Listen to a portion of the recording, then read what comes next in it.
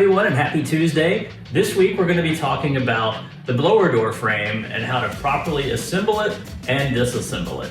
So our blower door frame is pretty simple to put together.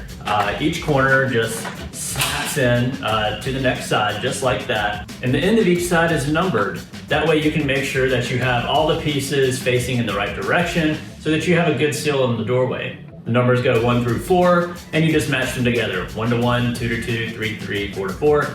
We even labeled the crossbars 5 and 6 to make sure you have those installed properly.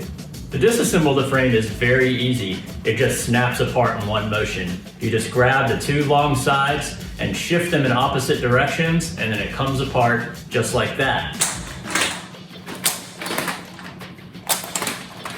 There are 3 frame sizes to choose from. We have our standard frame that'll fit up to 8-foot tall doorways. We have our extra large frame for larger doorways that you might find in commercial buildings. And then we have our small frame that'll fit into windows that you can use with our duct tester. So maybe you're testing a passive house or some other type of test where you want to include the leakage of the doors. That way you can go ahead and just set your blower door up in the window. So that's the rundown on the blower door frame. If you have any questions, reach out to us and we will catch you back here again next week. Thanks for watching.